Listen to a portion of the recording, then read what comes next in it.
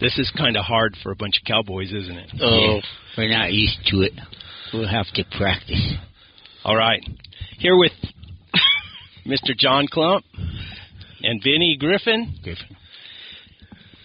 John, we've been down here with John for a couple days, and I've been wanting to interview John for a long time. We came down here one time before and spent, spent a couple days. And 3 days, 4 days. 4 days, yeah. 4 days. And really never had the opportunity to sit down and record his story. So tell us about the Klumps. Where did the Klumps come from and how'd they get here? Our family came out of New Mexico. I guess my great-grandpa, the great-grandpa, I think he thought it was during the Depression and stuff, and they were having a lot of trouble paying their helper and stuff, and the cattle weren't worth anything. But then my great-grandpa thought they didn't know what shingles were then, but he'd been told that he could go to San Simon. There's San Simon Seneca by the just south of San Simon, between San Simon and Portal.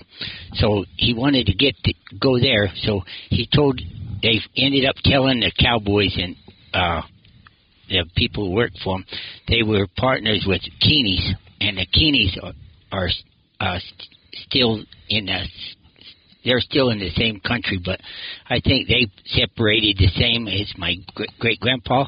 And then my great-grandpa came over to San Simon. He wanted to get to that Seneca water, is what they was telling us about. Telling us to get in that and make it feel better. So, and he probably had shingles just because after, having problems paying your help and stress, having a lot of cattle and stress. So it probably was shingles. But anyway, so he brought like a couple hundred head of cattle with him when he left New Mexico. So then he came over there by San Simon, by the Seneca, and then he tried to probably just homestead or make a camp or something, however he could do it. But the problem went there, and then the cows would always try to go home because they were from New Mexico. They had a lot of that country around reserve and stuff, and the cattle was from New Mexico, so they was always trying to go home. So then I guess after he was there for a while, and he tried to water, but I don't know how good it did and all that stuff. So that water over there was supposed to have some healing agents in it or something? Yeah, but it's a Seneca. It was a Seneca, just where the water just wouldn't leave, and most of the time it gets real salty, and a lot of salt and a lot of it's just kind of nasty water probably. So they thought that would make it feel better, and it probably did. It probably was better than nothing. But but once he was there for a while, the cattle kept trying to go back towards New Mexico. So that's how he got over there by the Dos Cabezas. He seen them mountains over there by the Dos Cabezas, and he thought if he could ever get on that west side of them, like around by Wilcox side, then they'd have to climb over that mountain to get back. Oh, it'd be a natural barrier. Yeah, natural fence, because it was when they didn't have fences in, so they went ahead and thought, we'll just move around to Wilcox. So that's where they ended up, and that's how the family got started over by the Dos Cabezas. And about what year was that? I'm not real sure, but I think it was 1905 or 1901 or something. I'm not positive, but we've passed 100 years for living around Wilcox and stuff, so I think that we've been here around Wilcox for 105 or 110 years. And always run cattle. Yeah, and that's all they ever knew is how to run cattle. Yeah. And that was before Arizona was even a state, wasn't it? Yeah. I'll be dang. So that was your great-grandpa. Yeah, and then my grandpa, he's the one that started with his family, and they started with 6 boys and a girl, is what I think it is. I think there were 6 boys. He had 6 boys and 1 girl, and then they just started out pretty much with the family, and then that made my dad and his brothers was together, and then they started putting a ranch together. So you were born there by Wilcox? Yeah, I think I'm I was born in Benson. I'm pretty sure. Some reason in Wilcox they didn't have it. They weren't delivering babies or something. So they told me they always said that I was born in Benson. Benson. Yeah. And I mean, and y'all still ranch in all this country, aren't you? Yeah. Running cows. Yes. My dad and his brothers have split up now. So now we're just whatever each brother had was the way it kind of split it, and so now I've just been by myself and my kids, my family, since my dad died. He died in 2015. Oh, okay. The last day of 2015. Now, wasn't he the oldest of the brothers? He had an older half brother, but he's the oldest brother of the brothers that was together. And you've got 6 boys, right? Yes, I would always told people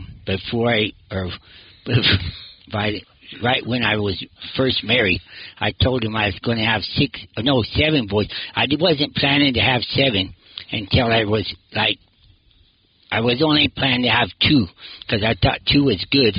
But then when I got in a little trouble with the game and fish, I told the wife I had 2 little boys, and I told her, hey, we've got to do something different. I said, now that we're in trouble, I won't be able to hunt as much, now. So I need to get 1 boy for every day of the week.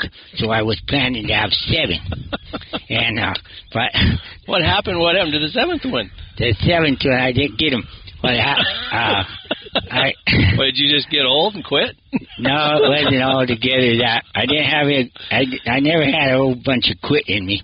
I always tried to get, like the day the rock, we was going to get it off the hill. Yeah.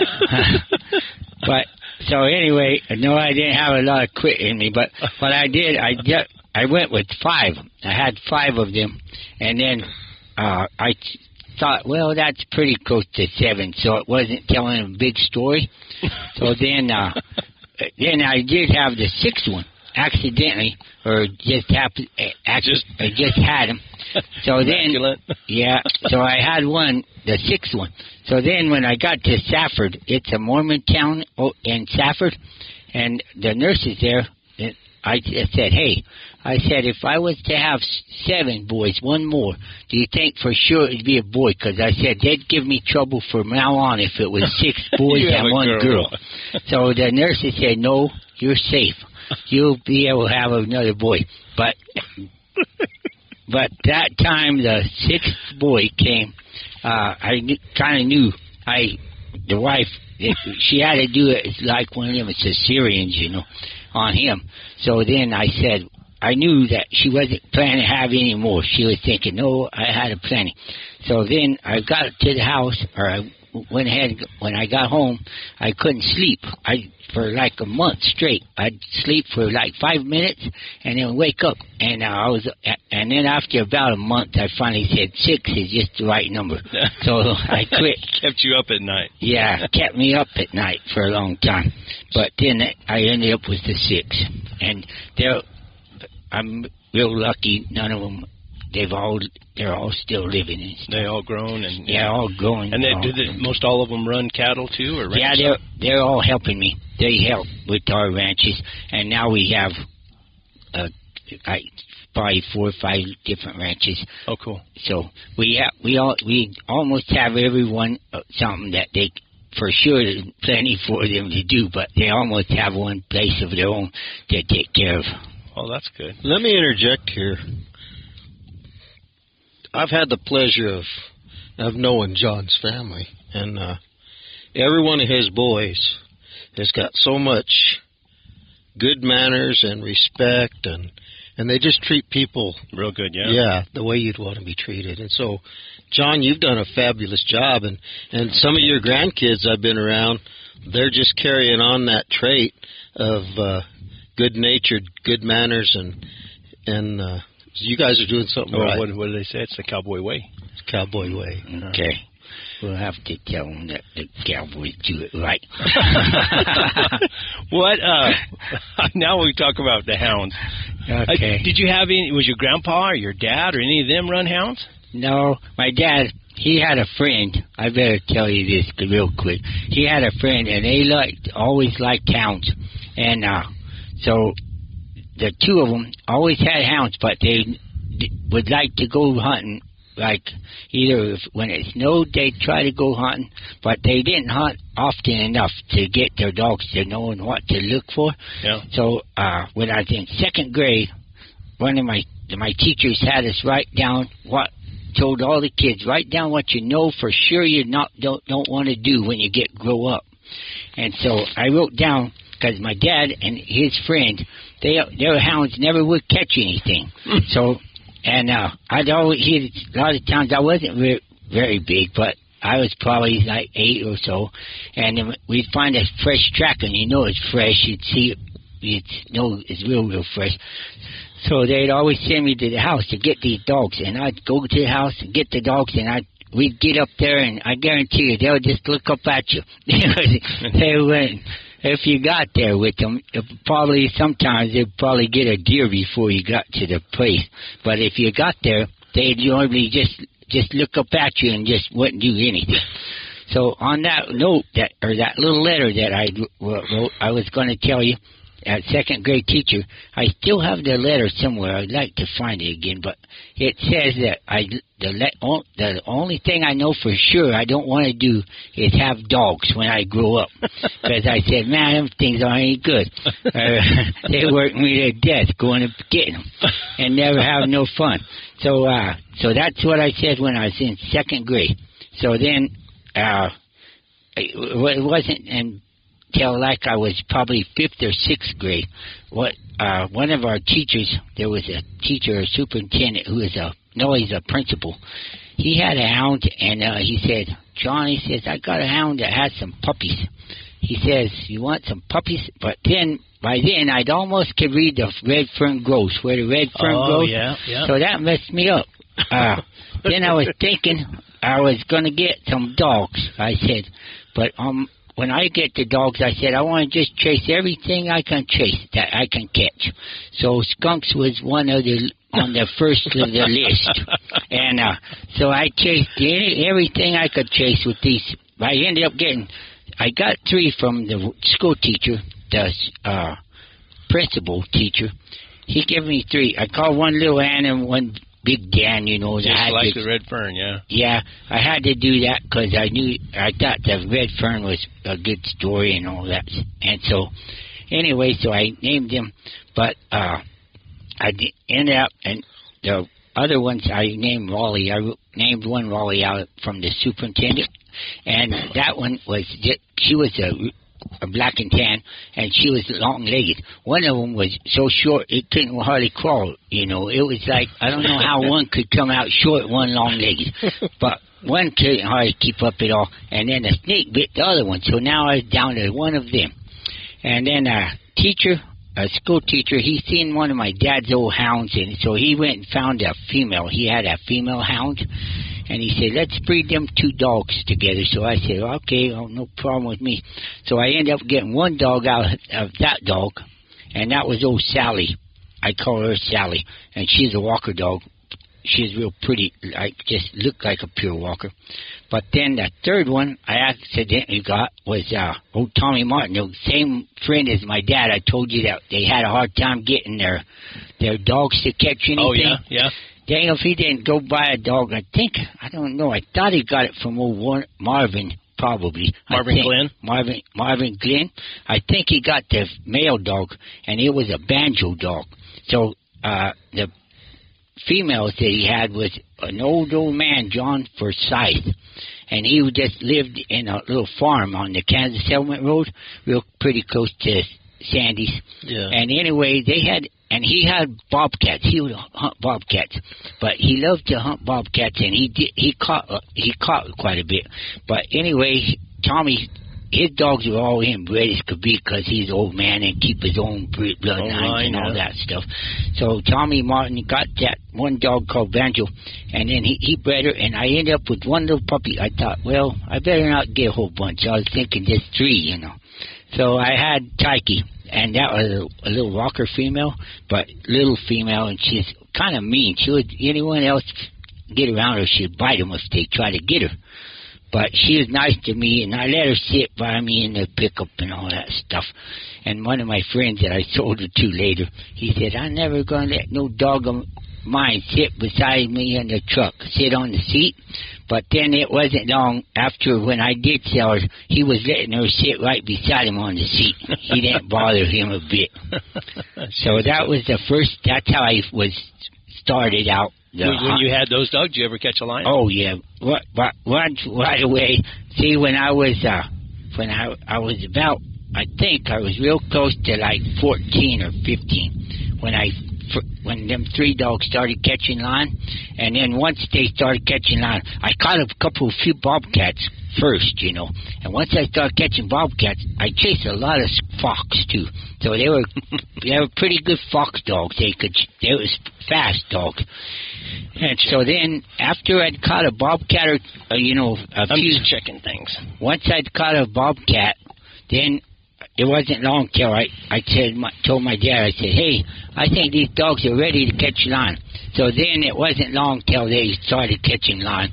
And after they started catching lion, then we just kind of tell them not to chase the other stuff, and they was ready to quit anyway. They was just, once they caught lion, they didn't want to chase anything else? No, once they started catching lion, they just said, we don't want to chase nothing else. They didn't even want to chase a quarter money if he was in a tree. So that was good. Did it seem like there was a lot of lions back in those days? Yes, quite a bit. See, 1 or 2 years, the most I ever caught was like 18 in one winter. You know, that was the best of my when I was young. I was probably about 17 or 18 when I was doing it. I was still in high school, probably like the last year or so in high school. That's when I caught the most, probably. Did you all dry ground? You catch some snow? All kinds, but mainly just in the dry ground. But them days, it seemed like it snowed more than it does now. Yeah. So a lot of times in school, they'd always say, John's going to be gone if it snows, because I always thought I better have all the help I could get. So, so I did hunt quite any time if it snowed. A lot of the time I'd go try to hunt in the snow too. But so quite a bit of them were in the snow, or a few of them were. But our country really doesn't have snow. You okay, Benny? We don't get as much snow as you think in the Dos Bases and stuff. That's kind of places that don't have much snow. Yeah. Yeah. Hobby. From when you started, did you have? I know you've had a lot of good dogs. Do you have one that just exceptional that you remember? I'd probably take the one dog the one of the first 3. Or that Tyke, that Walker female, probably I'd say that she's probably the best dog that I ever owned. As far as always, she didn't let very many get away. She'd get through the rocks real good. She's real quick, and she knew whenever you jumped them, she really did. She pushed. She'd make them. Yeah, but all 3, the 3 that I had to start with, the first 3, they're probably as good a dogs as I had any 3 dogs at one time. They were as good fancy dogs as you could get. The black female, she wouldn't open a lot, but when she did open, she was rolling on. She was not too far behind him. No, oh yeah, she won't be going. But if she starts opening, she's probably pretty close to him. But little Walker female, she barked a lot. She barked probably more than some people like them to bark. But she is going to bark just because she was wanting to let you know that she was still one of them guys to help her keep on going. And, of all the dogs that you sold quite a few dogs too, haven't you? Yeah, I've sold a lot, but I don't know. I never could keep a track of how many I sold. I've sold, once when I was hunting a lot, I ended up selling dogs because I always thought I needed money. and so then I'd sell good dogs. Yeah. When you went to get dogs, did you just get them anywhere? No, later, after I started getting some dogs, we sort of started breeding them, just whoever had good dogs that we liked, the dogs. That one dog, old Tyke, we ended up breeding that Tyke's daddy to quite a bit of our females and stuff. So we got some of that banjo breeding in them. We didn't try to put pure walker, though. Most of our dogs would be, my dogs would be kind of mixed up dogs. But all hound or mixed up with? No, I always had hounds. And the only time I ever had, at the last, later when I was, at the last, when I had them good dogs, I had one cow dog, a Catahoula, that was real good. But I kept him just because I kept him because he was real good at catching bear. But then after he'd been with us when we caught lion too, so then he was real good at catching lion.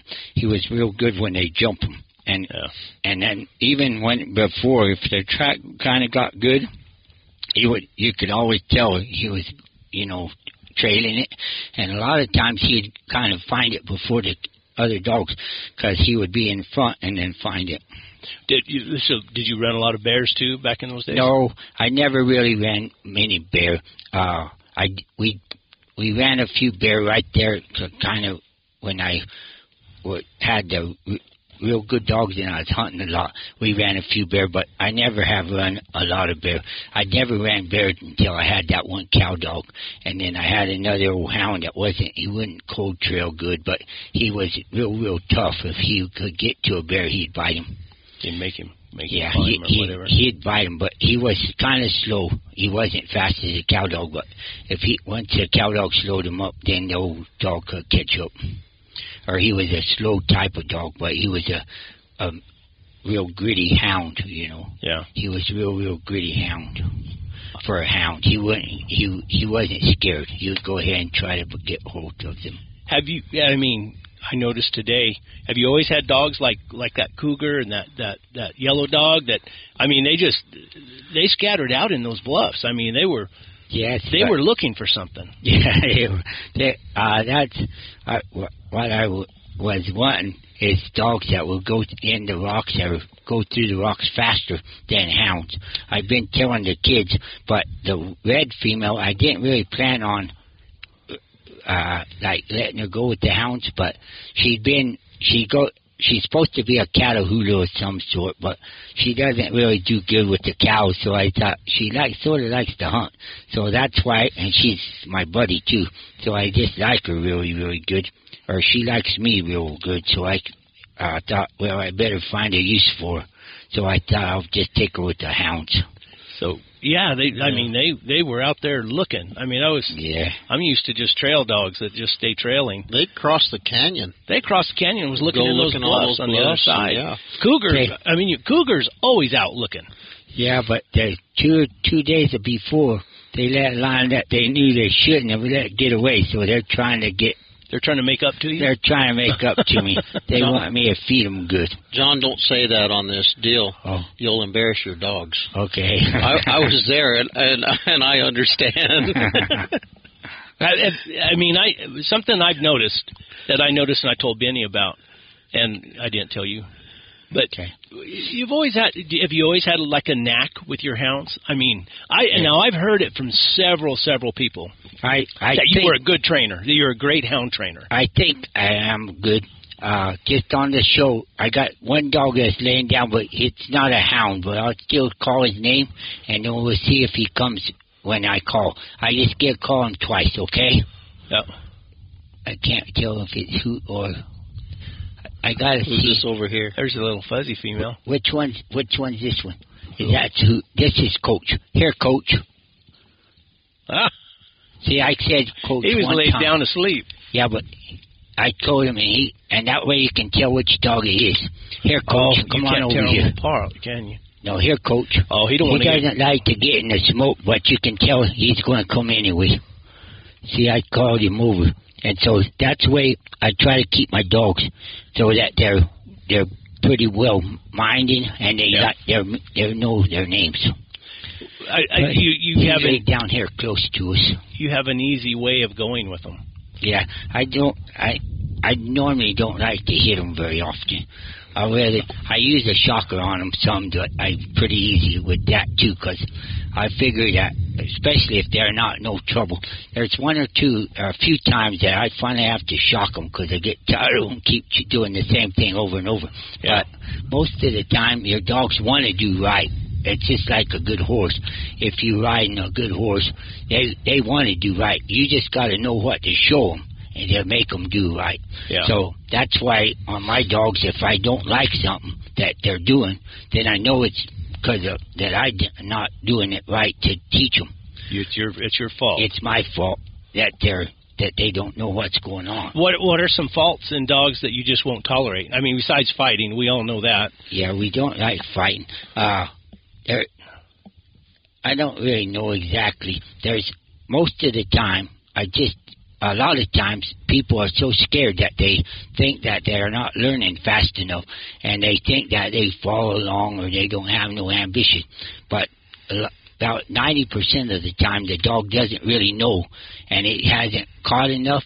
Sure, some of them are real anxious as could be, but sometimes on them real slow learning ones are just the ones that want to be your buddy or don't know what's coming off and don't try to act like they're really wanting to.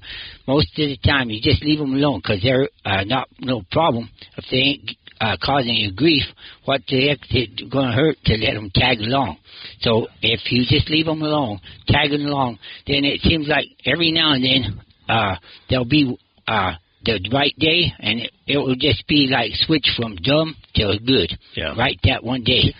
So that's why on the dogs, sometimes I've had dogs that other people have had, and I just like the looks of them, you know. And I'll say, hey, let me have that dog. I said, I like the looks of it. And they'll tell me, well, it got scared or something, or it's never going to be any good. And then most of the time, you'll be surprised. Might be as good as there is.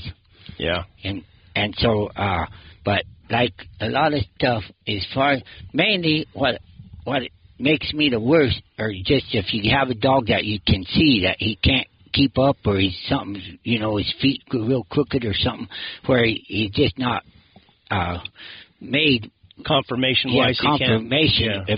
If you can tell he just can't do what you want him to do, that's the one problem with them. But if, as far as the dogs, most of the time, if the dog is a good dog, like he's all put together right, you're probably okay, you know.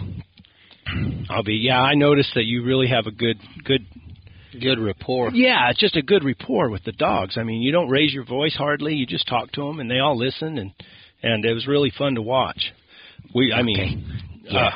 Now, what year did you catch the Jaguar? I'm not real sure. I've been studying it, but I'm not positive. But I think it was 1987 or 88.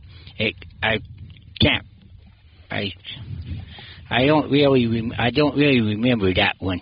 But it's 1987 or 88 is when it was.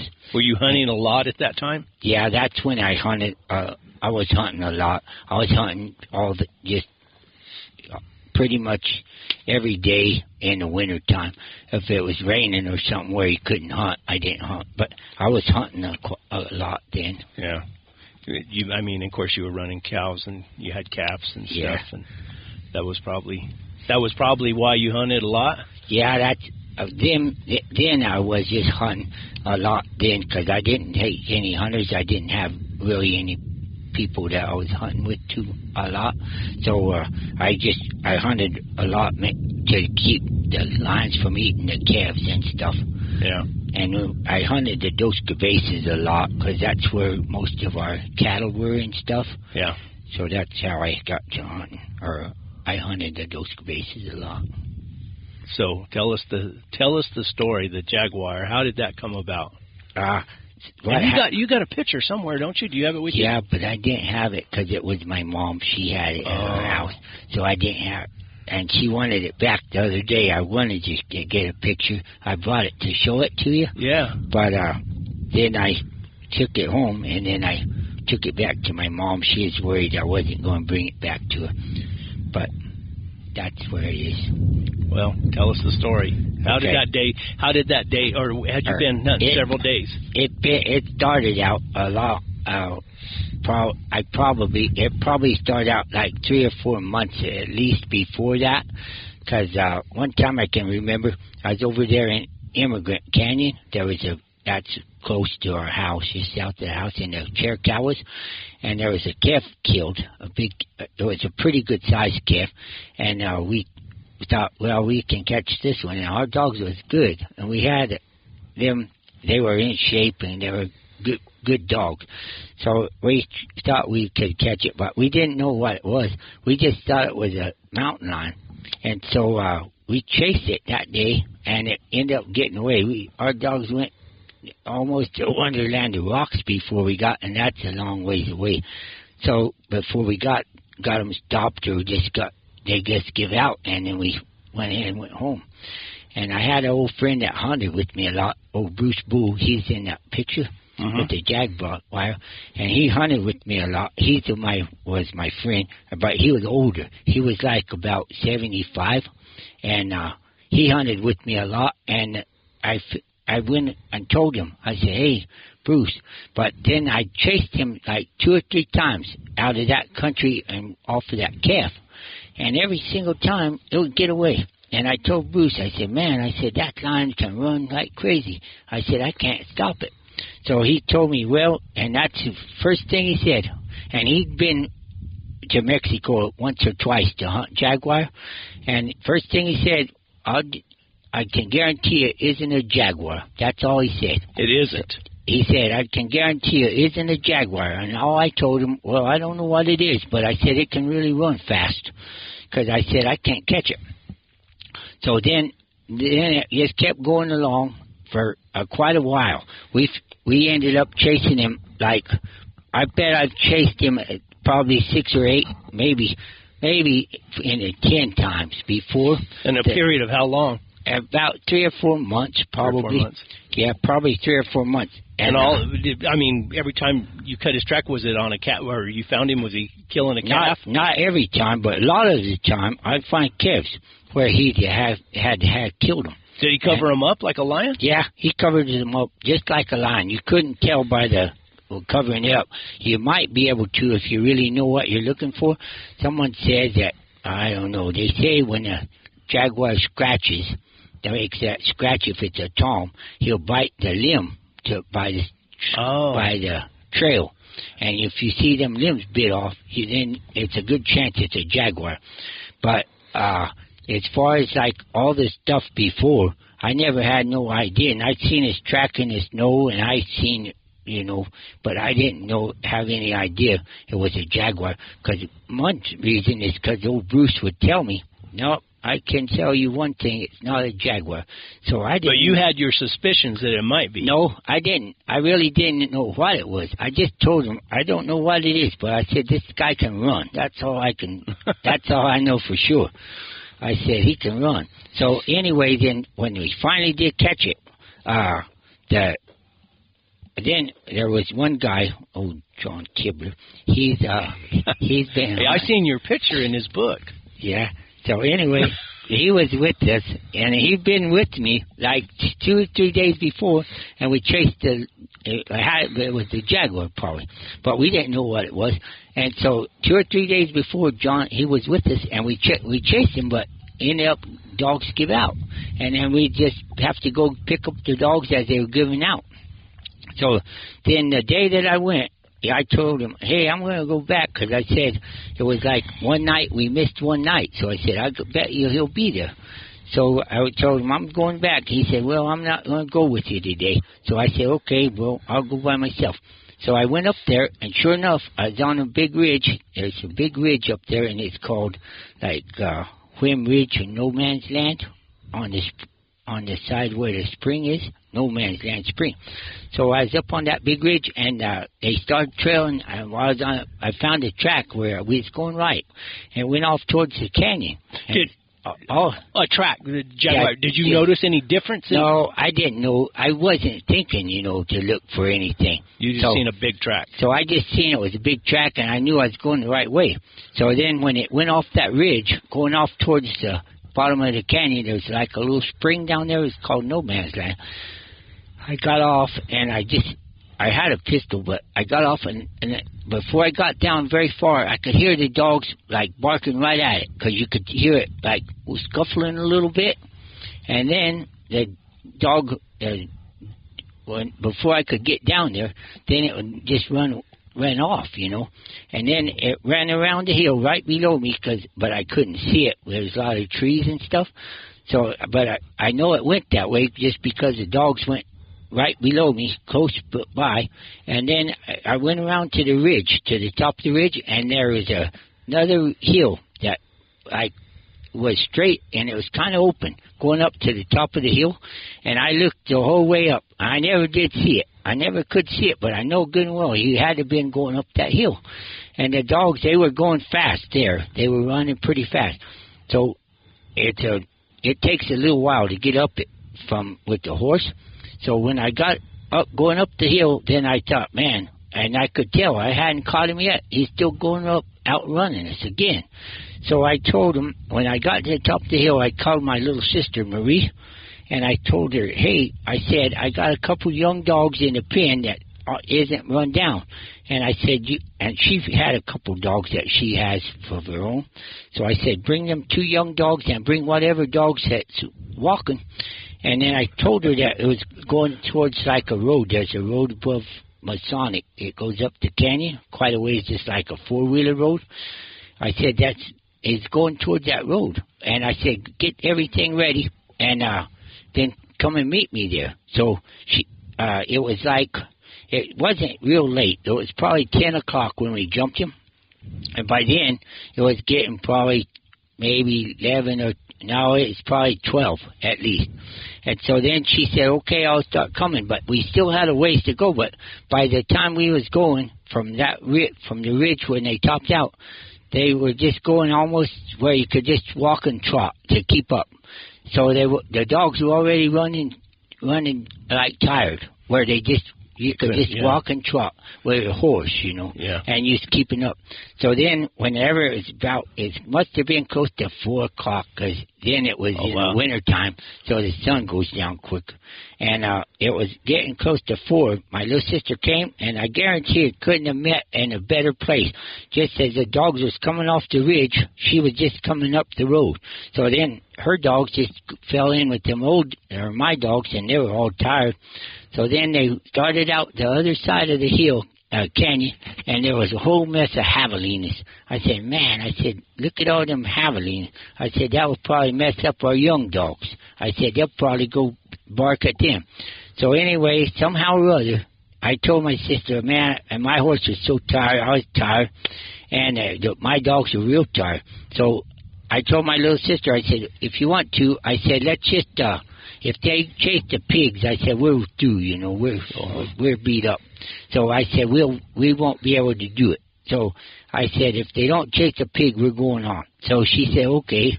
But she had a fresher horse than I did. Mine was a good horse, so I had a real good horse that was real tough. He would keep on going, but he sure really slowed down. So anyway, the dogs went right past the pig somehow. They went right through the middle of them. And then not a single one chased the pig. They stayed right on the track. So then as they started climbing right towards the top of the government's peak. There's a peak that's just straight, real high little peak. And they just started climbing straight to the top of that little peak. And then dang if they didn't, they just stayed going straight up it. And then them younger dogs started leaving our older dogs behind. And so then as we would go up the hill, there's a ridge that you can get up. So I just stayed on that ridge. As we went up, them some of them older dogs would give out. And so I'd just call them over to us to just let them follow the horse. And then when we got to the top of the hill, just right on the top of Governor's Peak, I told my little sister, I said, man, I said, my feet's wet. And I said, I need to build a fire. I said, you go over the top of this hill and see if you can listen for the dogs.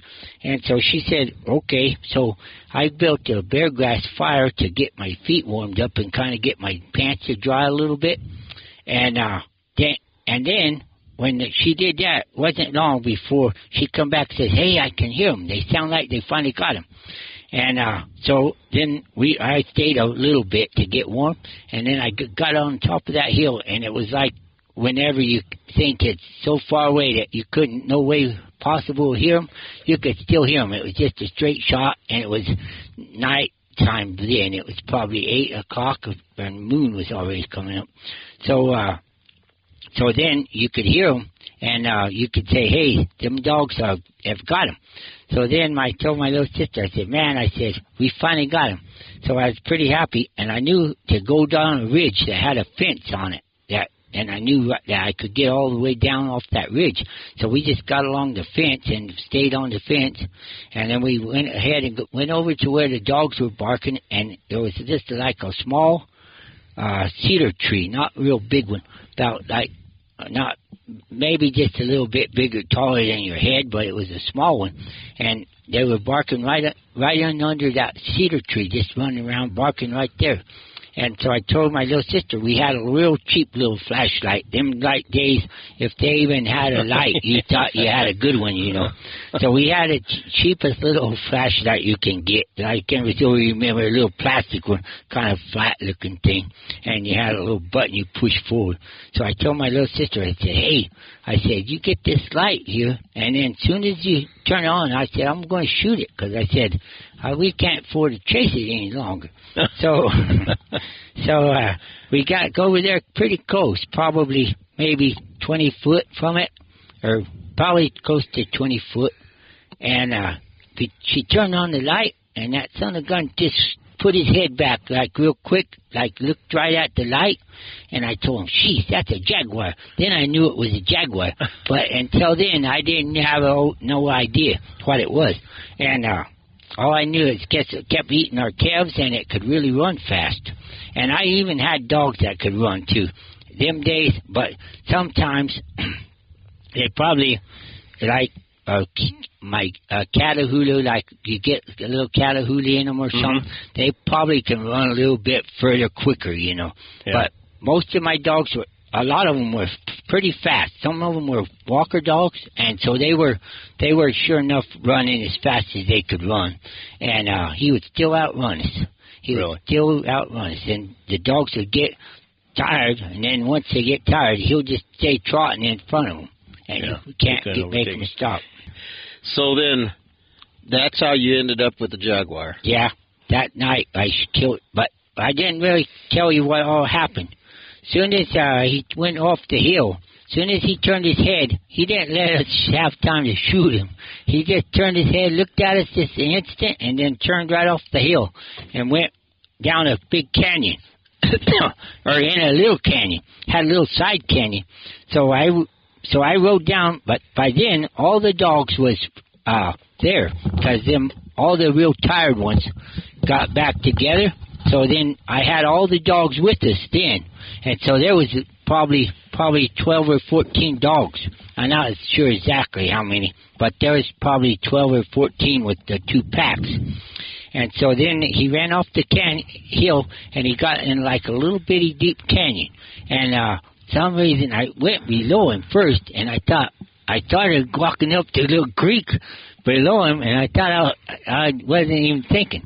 So I started walking up towards him, and he was just bait up right in a little creek, just right on the bank. Was he growling? Did they make a noise? He was doing everything he could do, because there was a lot of dogs right around him. So then I started up towards him, but it was dark, you know. But it was moonlight. It was real moonlight. So you could kind of see stuff a little bit, and I still had my little light, but it would shine about 10 foot, maybe 20 foot. But so I still had my little light, but then I was going to walk up from the bottom side of him, and then I got to thinking, no, that dang thing can jump on me.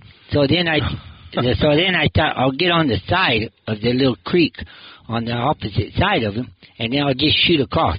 But that sounded good, but he turned and then ran down the canyon, and it was real close to the bottom of little forks. And then when he got to the forks, he just turned up the canyon, running, trying to go up the canyon. But then the dogs, and it wasn't far, so I just run down there and followed him up.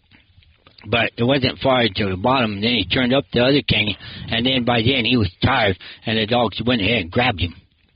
And he bit a couple dogs, hurt a couple dogs pretty bad. But anyway, when they were grabbing him, and he was not, he was already tired, and they was starting to grab him, I just shot him with the pistol in the head. You got right up close to him? Yeah, I just went real close to him so that all the dogs was around him, and it was nighttime, so I just put real close to him so it didn't hit one of my dogs. How big was he? He weighed 137 pounds, but I had all of the stuff out of his stomach because I chased him so many times.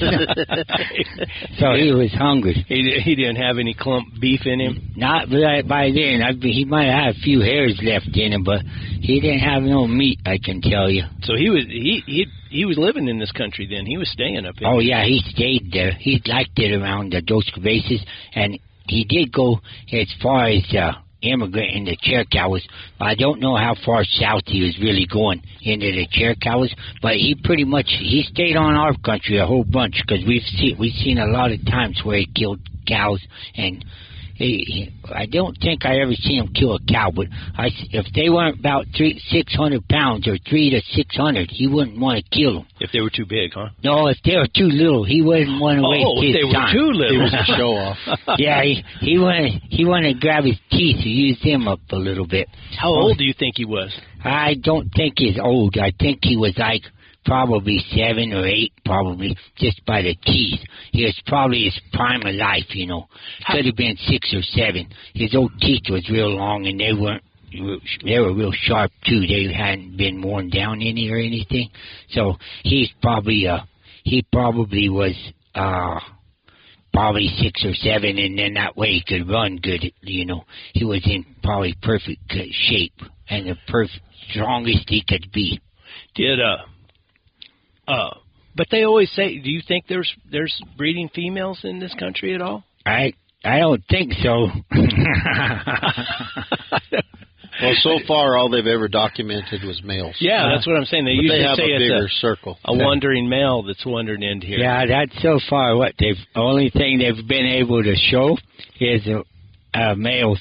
They took some pictures of the great big male, and they said. And someone said, I heard him say, oh, it could be a female. I said, yeah, it could be, but I said, nobody will believe it, because you could see the old head was that big and had big shoulders. So it had to have been a male. Yeah. Well, that's good. So far, but they do have it on the endangered species now. Whenever I killed the Jaguar, it really wasn't on the endangered species. Because they really didn't even have it a species then. So it was really where it would be like they tell you, if it was an elephant, but it could be anything that's not on the species list, but it's so it really wasn't a species in the United States. And since that Jaguar, and that's probably the last Jaguar that we know of that anyone has killed now in the United States. And they still they got it on the endangered species now, I think. In the courtrooms, all they could say on my Jaguar is that anyone knows the spotted one's got to be illegal. So that's what they use for defense on it. But I really think they should give me back my Jaguar because well, you had a lot of investment in beef. Yeah, I had a lot of investment in beef, and then I had some of my dog's pads were run off. so no, but the Jaguar, it really wasn't species, and it really wasn't law that said it was illegal. It really wasn't illegal. They say it is, and they'll always tell you it is, but the truth of the matter, it isn't. What, since you've been around for so long, had you heard rumors of other people that had caught, besides Warner Glenn, we all know he caught some later on, or caught a couple. Yeah. And have you heard rumors of other people prior to this? I mean, a long time ago, historically. Yeah, a long time ago. I'm pretty positive Sewell Goodwin. So I'm pretty sure Sewell. That's right. Yeah. I'm pretty sure, and I'm pretty positive Sewell Goodwin caught one, and then I'm not sure who else, but there's been like 2 or 3 people that I know has killed a jaguar. And Sewell, and he had there was a Mexican boy or man that hunted with him, wasn't there? Yes, but I can't remember what his name was. But he probably was with him. I'm not sure. I don't remember exactly how that went. Yeah. But he caught him over here in Arizona, didn't he? I think down by Fort Huachuca. Wasn't that where you saw? So. I think so. I read about it, or they interviewed Sewell, and Bruce Kennedy did. Benny, did he say anything about that jaguar in that interview? I don't remember. I don't either. I seen his interview, and I thought that I liked his interview really good. I thought they did a good job with it. Yeah, Bruce did a good job with him. That was him and what's the guy that lived down here? Lived where? Southern Arizona here, old man. I don't know. Oh, that one old guy. What the heck's his name? Oh, that old man. I'll think of it in a minute. But you didn't drink any of that moonshine, did you? Yeah, I drank some. I think it. Boy, you're losing your memory. That's a different story. We better not go over that. We better not tell them anything about moonshine. They'll probably think we picked it out of one of these backpacks. Hey, don't talk about backpacks either. Man, I tell you what, the trash across the mountain, blankets, panties, perfume. We have perfume. I don't have any idea why those illegals. Yeah, it's just illegal. Illegal immigrants, whatever, carry all that stuff, and then they drop it all through the mountains. Yes. Anyway. Blankets and coats and shoes and Barney. Yeah. What was his name? Ollie Barney. Yes. That guy was did you know him? Yes, I know Ollie pretty well. Probably as good as anyone. Tim Hawes, my friend up there at Mill Creek, they were real good friends, and I hunted with Ollie some, because Ollie would always help Lloyd Smith over there in Tucson hunt, and I helped Lloyd and Ollie a few times hunt. Ollie was a character, wasn't he? Yeah, he was a good old guy. He was tough, and he was tough. I liked him. I liked that interview with him. Did you have an interview? No, I didn't get to, but Bruce Kennedy did. Oh, okay. And I shared all those. I put all those on the channel. So far, I hadn't seen Ollie's. I'd like to. I'll be looking for it. Yeah, I'll find it. His and Sewell Goodwin's are the 2 of my favorites, really. Okay. I really like the one with Warner and Kelly too. Yeah, well, of course, Warner and Kelly, they did a good job. Or Bruce did a good job. But you could just, like when Sewell was talking about running his hounds and everything, you could see the passion that he had in it and how much he loved it. And the same way, Ollie was just you could tell it didn't matter what he did. He was a intense person. Yeah, but he wasn't the kind that was, I never seen him get mad, like where he did stuff that wasn't right with the dogs and stuff. Yeah. He always treated dogs good and treated horses good and stuff. He was always good for the hunting. He was a good hunter. Wasn't he? Did right with his dogs. So tell us about your after you killed the jaguar. What kind of rigmarole did you have to go through for all that? I know it was hard on you. Yeah. Cost you your 7th son. Yeah. No, that's the only reason I had the 6th. I was only going to have 2. So that was the part that was the easiest about the whole thing. He had to have something else to do because he couldn't hunt. Yeah. No, but soon as they give me that much trouble over the jaguar and stuff, I told them ahead of time. I said, well, thanks, because I said I was only planning to have 2 boys. And now I'm going to have 7, one for every day of the week, so that one would be hunting every single day, so you know someone's hunting. So now I have 6. But that was, I mean, you went through a lot of Yeah, it's a pain. It was a pain. I had the last judge that we went to was Zapata in Tucson, and he said that no matter what, he was real sick on the stands. He got real sick on the stands, and he said, no matter what, unless I die, we're going to get this over with at the last, when it went through the Ninth Circuit. See, we beat them on the first deal, but then they appealed it and took it to the Ninth Circuit. The first court deal with when the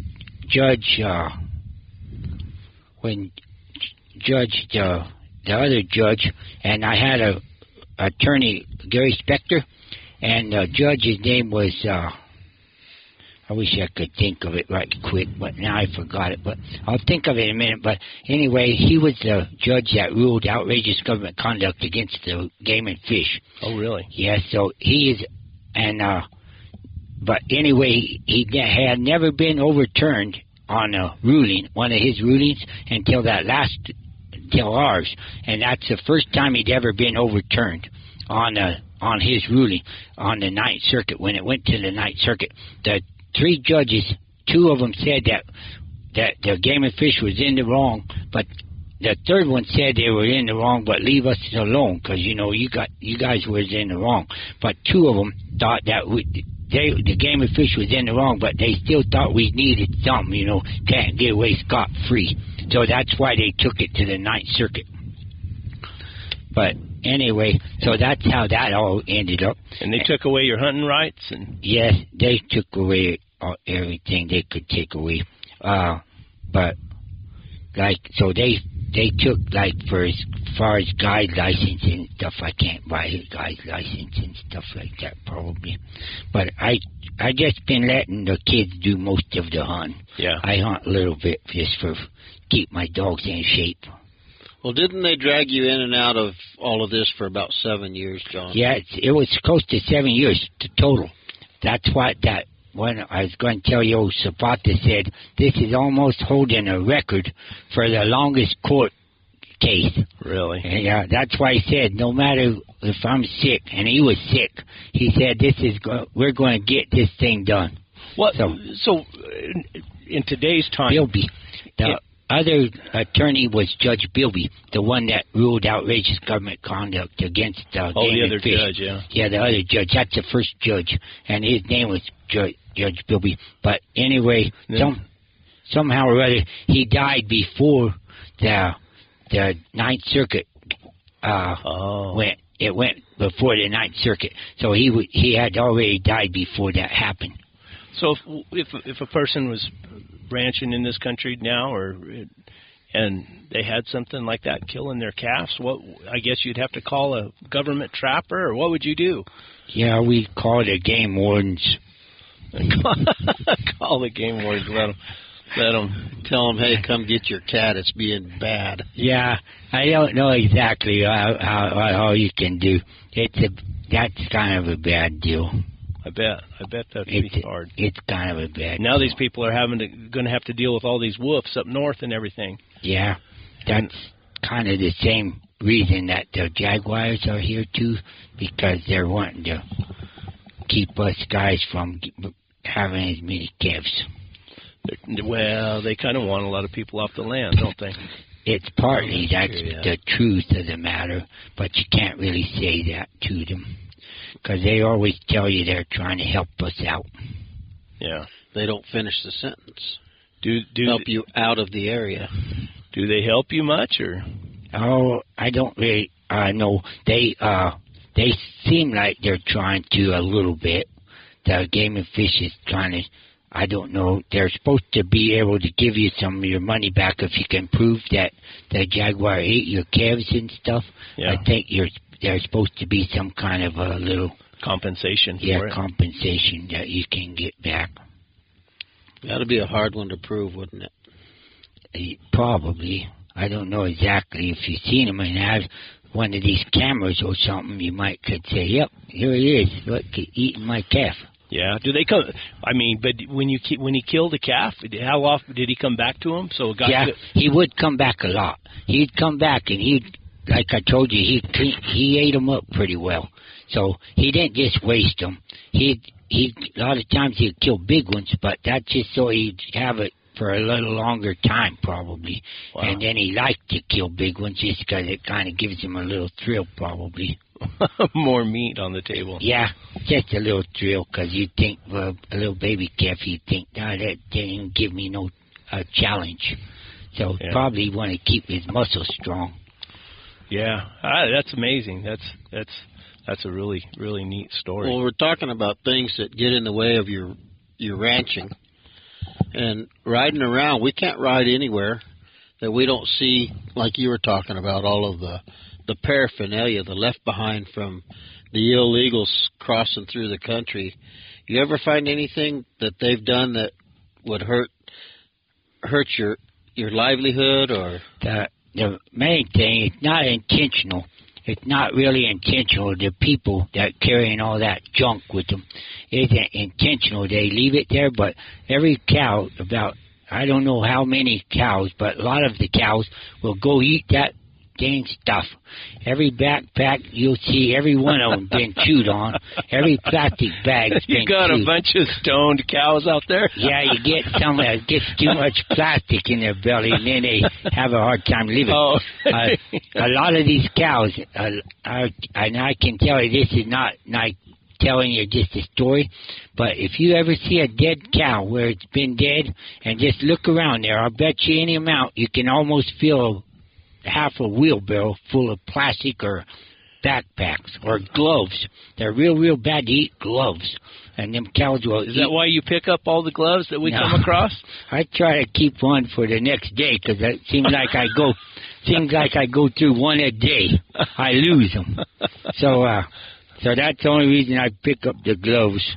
Yeah, it's amazing the trails that they have beat out through this country. Mm-hmm. The illegals, the illegal immigrants. I don't know what the proper term is, but yeah. Like I was telling you, like for them, every one of them little trails, think of how many times someone with a flat foot has to walk over it to get it flat, and all the grass is wore out. Oh, they're beat out. I mean, beat out. Just like the cattle would do over years and years. Yeah, but the cows, they press in the dirt a lot more. So for them little trails to be beat out like they are, that's a lot of foot people. It's good for us because we can ride around in it and find our way around. Saved us a couple times. Yeah. But anyway, what else, Benny? Don't just sit there and be another pretty face. No. Yeah, that's not going to worry. Yeah.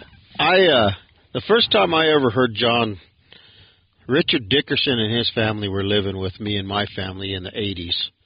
Dickerson was getting a house built for himself in Phoenix. And he was just getting started hunting lions. And he was talking to John. Dickerson was a lot like me, like I am now. If I want to meet somebody, I went and found them. You just looked them up. Yeah, I know that about you. Yeah, and that's how Dickerson was. And he wanted to find everybody that was a top quality hunter so that he could pick their brain and maybe get some dogs. And the first time I ever heard John was, you called Dickerson's number, and he had it call forwarding to my house before he canceled his house and everything where he was living. And you called, and I answered the phone, and you said, "Hey, this is John Klump. I'm looking for Rick Dickerson." Mm-hmm. So that was the first time, and it was in the mid-'80s. And then sometime shortly thereafter, you sold him a dog. Yeah. Dandy, and she was absolutely a dandy. I can tell you that Rick was living with me, and so pretty regular we'd just bug out and go hunting. And on a Sunday, Rick knew of somebody had killed a female lion up on Pine Mountain, north of Phoenix, up there by Dugas. And so he said, "Hey, let's just run up there and look around." And he had that dandy dog. Was the first time he had her out. Yeah. And we got up there on top of Pine Mountain, and there was a little bit of spotty snow here and there. And we could see that female's track, and we knew she was dead. So we didn't see anything else, and we're headed down off of the mountain. And that dandy dog, she starts cold trailing but she's going down towards where we're parked at Nelson's place. And Rick says, "Oh, I don't know anything about that dog. I just bought her from John, and we'll just let her be. She's going the right way. Just let her have fun."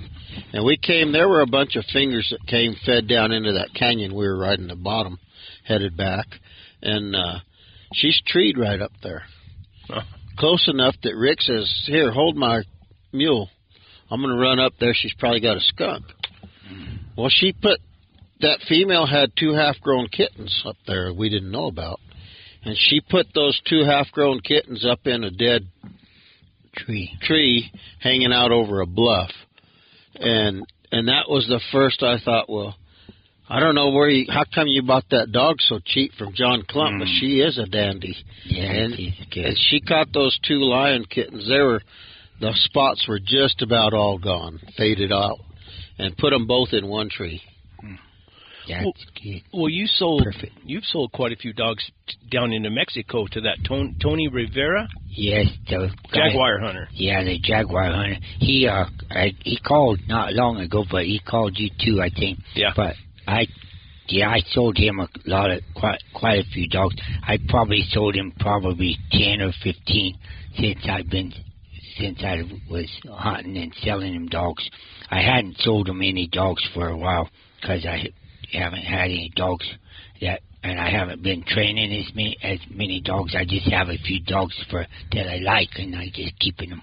What he told me, he said he tried a lot of dogs from different places. He said, but he really liked the dogs he got from you.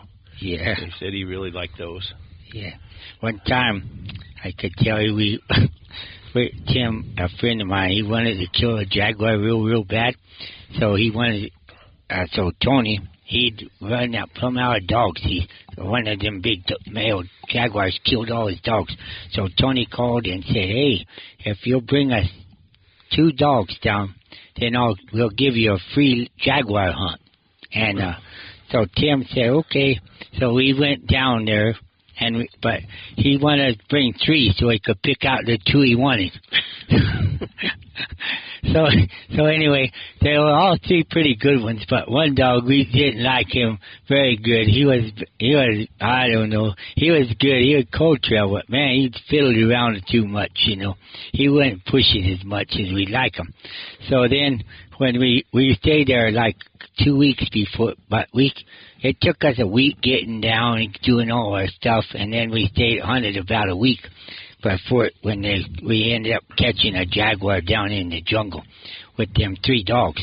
And then, but when the airplane, we both got on the airplane, man, we was wanting to come home then. We thought, man, we got to get home. So we both were on the airplane, and then dang if someone come and say, "Hey, you can't take your dog." So they thought we was getting off the plane. Well, we said, "No, you bring the dog when you get ready, because we're not getting off." We're going. So we just stayed on the plane. Yeah. And then they sent the dog in a couple weeks. So we got our dog back. What was it like hunting in that jungle? It was pretty good, but it was Tim. They always had about 6 Mexican guys in there with machetes, and they would trim the trail. And when we finally caught the jaguar, my friend old Tim Hawes, he thought he would just take a shortcut because he thought he was in a hurry. He wanted to get to it real quick. So the guys trimming the trail, they was already there. We probably went there for 10 minutes before Tim got there. And Tim made it there, but I'm not sure if he went ahead and gave up and went back and got on the trail or not. But he was 10 minutes slower than the rest of us. I'm supposed to go down there. I'm trying to go down there and interview and talk to Tony. Oh yeah. Yeah, he's called me a couple of times, and I'm trying to figure out how I can get down there, because I don't think he can come to the United States, can he? I don't know. He used to always come. He used to come up. Sometimes he'd come up and get to pick up the dogs, and then he could haul them almost cheaper that way than just sitting on them on the plane. So for a while, I know he's coming up here, but I don't know why he couldn't come now. I don't know. I think he got in a little trouble or something happened, but now he's working. He's working to help do the study or something with the Jaguars down there, where he can catch them and they can collar them or whatever and study them, do whatever they do in those deals. Oh yeah. But Okay. Perfect. Okay. Before what was that dog? What's the dog's name? Lila. Yes. That's the one Walker dog. How old is she? She's probably about 6 or 7. Well, what if you were going to sell a dog like that? What do you think it'd take? I don't know. When I was selling them, I'd probably sell her for around 4,000 or 5,000. When I was selling them, whenever I was young and I sold my first dog, man, I forget. Oh yeah, the very first dog I sold was that little Walker female that to my friend, old Bruce Bull, and some reason he drew me down $100. I asked him $1,000. So I got $900 from him, and then the next one was old Sally, that big Walker female, and Ron Moore up there in Young, Arizona, talked me out of her, and I got $2,000. And so then I thought, man, I'm moving up in the world on these dogs. I got 2,000. And so then the little black female, I think I ended up selling her for 3. So when I got to 3, I thought it was a record.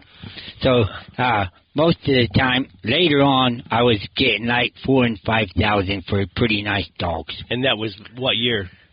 Oh, probably like 88 to 90s, you know, around 1990 probably. So those same dogs right now are probably worth 12 to 15.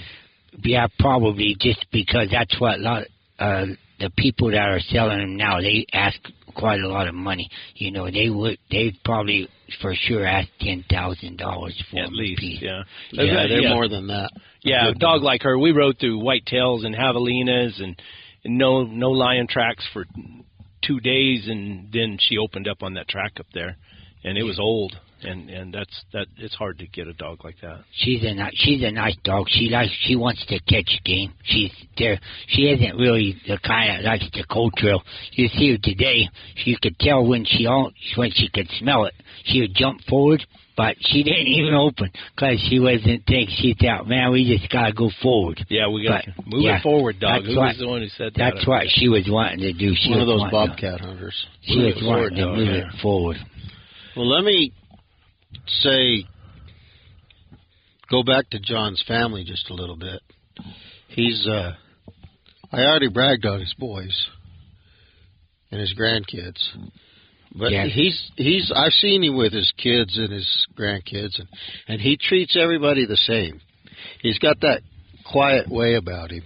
I don't know what would happen if he ever got mad. Would he stomp you with a stick? He gets mad once in a while. But he tries not to. Just recently you had another grandchild, and you don't have... There's only 5 of these boys that are involved in having kids right now. Yeah, we still have the youngest one at home waiting. Find him a girl.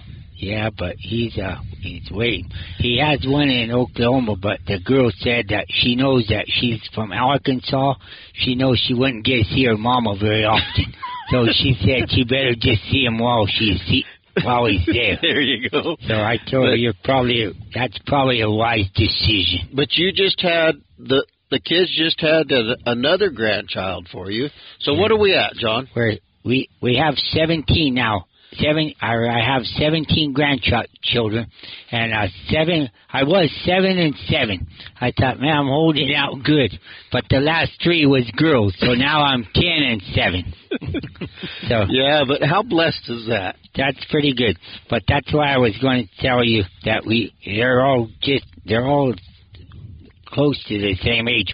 The oldest one is like 11, and then they go down, and most of them are around between 0 and about 4. So most of them are all little guys.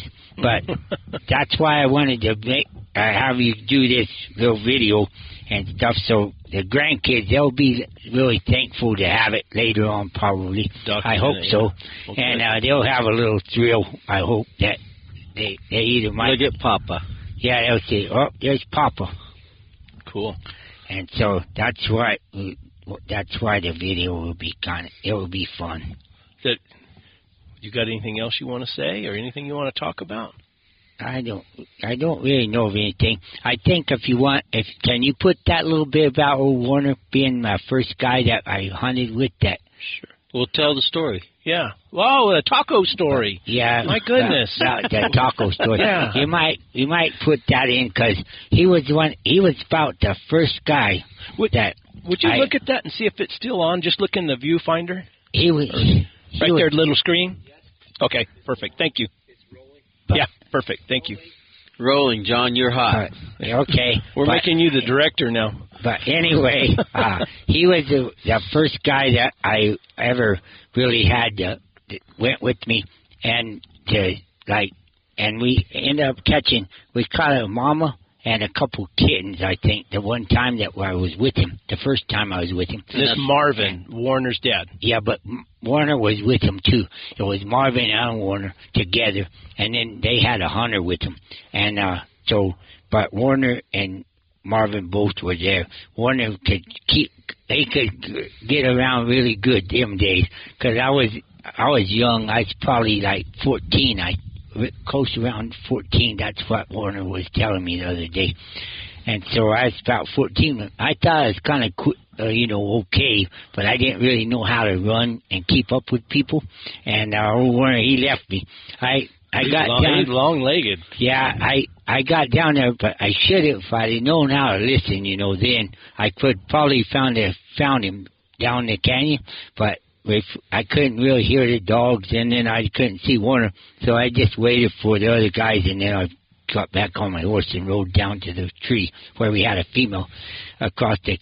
It was a little tree that just hung out over the canyon, but it wasn't big. But it's really a pretty tree that where the female had just was laying right on the limb, just maybe 8 foot off the bottom of the canyon, but the tree just hung out over the canyon. So it's really pretty picture, and that's the tree that I would go by once in a while if I had a bad days and hadn't caught anything. I'd get a little bark off of it or the leaves, think I was going to get good luck.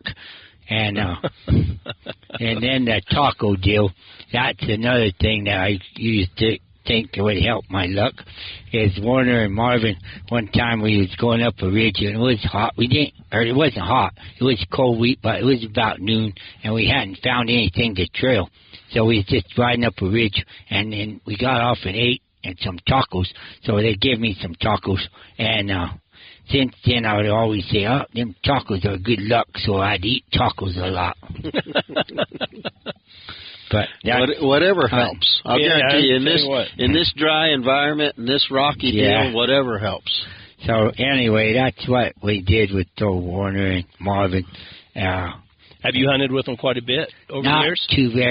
Not very much. We went and caught a big tom not long after the female and the female and the kitten. But you ate tacos before you caught him. I don't know if we had tacos, but we caught a big tom with him once too. But the tom had killed a calf, and so we got him from off of a calf kill. Yeah. So, but we still was a pretty nice tom, big tom, I thought it was real big. And I still think he's fairly big, even after I know how big he was. I think he was fairly big. He probably weighed 110 or 20 pounds. Probably. Is that pretty big in this country? It's fairly big. So far, all the line that I've ever killed, I weighed the one that I thought was the heaviest, and the one that I thought was the heaviest I weighed, but it was really drawed up. He has not had any food, or hadn't killed anything. Belly. So his belly was empty, just like the Jaguar. But the biggest line that I know that I thought was the biggest, and I'm pretty sure he's the biggest I ever killed, he weighed 147 pounds. And my Jaguar weighed 137. And that was, but the Tom was big. He should have weighed more. He could have got to 170 if he had a full belly. On the Jaguar, the Jaguar's foot compared to a lion's foot, is it so much bigger, or could you tell? No, I don't think they're that much bigger. I always thought they were, but I don't think they're a lot bigger. They just seem like they're more square. The toes seem like they're not. They don't have an arc in it. They don't have. They got more like straighter across the toes, and then I think the toes are bigger around, like they're bigger round. They still have the 3 lobes in the back? Yeah, they do, but I don't think they have as much of that little V in the back of the foot. I think that V doesn't show up as good. It's what I think. And I think the back pad is bigger, you know. I think the pad is bigger in the back. But that's the only way that I think to tell you if it's a Jaguar track or a Lion track. Well, one thing's for certain. According to Bruce Bull, there's no chance that was a Jaguar. Yeah, he says there's no way it's a Jaguar. But their heads are huge, though, aren't they? Yeah, their heads are big, and then their teeth are a lot bigger, you know. They're made for, you know, killing bigger animals and stuff. I think that they like water, too, because I've seen places where they killed alligators, you know? Yeah, or those caimans. Caimans. Yeah, I seen them killing an alligator, so I said, them guys like water. I think they like water a lot more than a lion. I never seen many lions that really liked water that I thought they, you know, went and played in the water. But I think a Jaguar will probably play in water and kind of think it's fun. I'll be dang. Well, anything else? I think we covered everything. You wanted to talk about tacos. Well, we got the taco we got deal. The taco deal. And I'm going. And when I get home, I'm going to go buy me some tortillas. I thought it was important that we knew about John's family because they are a good bunch of folks. Is it a taco when it's folded in half, even if it's a flour tortilla? It's got to be, because that's what we've been eating lately. We might better fold it differently, huh? Yeah, we might better run to town and get some corn tortillas so they know for sure it's a taco. But if you roll a corn tortilla, then it's a flauta, or it could be a rolled taco. It depends on where you are. It could be a rolled taco. Different places in Mexico call everything. But if you roll a flour tortilla, it's a burrito. Yeah, that's the way it is. But the ones that we had were the hard-shelled tacos, the ones that looked like tacos. I'm glad you cleared that up for us. They had a little plastic containers they carried and they set them tacos in. So when you pull them out, they were just like brand new tacos. After all this time, he's finally telling us the error of our ways. He didn't want us to know the secret. And now everybody's going to know across the globe. I might be able to go home and catch a lion now. Okay. Only if it came from this part of the country. Yeah. This is close to Mexico. Mexican lions eat tacos. That's it. That might be what it is. But all right. Well. Okay. I think we got it. I mean, I enjoyed that. You told as good a story about the Jaguar as anybody. I mean, that was super informative. Okay. That was good. Yeah, I told you about all that I remembered. I can't think of anything else that I forgot on the way. So I told you pretty close. I even told you the mountains, you know, where the people can find out exactly what your government peak is, and like the Dos Cabezas. But that's where I did trailed him the most around the Dos Cabezas. Is where he was. Do you think back to the Jaguar? Was he coming out of Mexico regular, or? I think once he was there, I think he stayed there. I don't think he ever went back. I think he was there to stay. I don't know what he was going to do about finding him a female, but I don't know why he was thinking. Maybe he was like a monk or celibate or something. Bachelor, a confirmed bachelor. He might have been. Some reason he was. Hey, I wonder if Jaguars could breed with mountain lions. I don't know. Me and Benny were talking about that. Somebody was telling me, they tried to tell me that the black ones are half mountain lion, but I said, I don't think that's the case. I think the black ones are just black, but because they still have the spots. Yeah, they still have the rosettes on them. And I think they'll still cross with the yellow ones, too. So I think that they're the same as a yellow one. You know, one thing's for certain. When people start talking about things they don't know and speculating and act like they know, it doesn't take very long to find out who's a fool. But oh, no kidding. Problem they get on them internets and find out too much stuff. They think that is always the sure thing. If it says that, they believe it. That's true. That's true.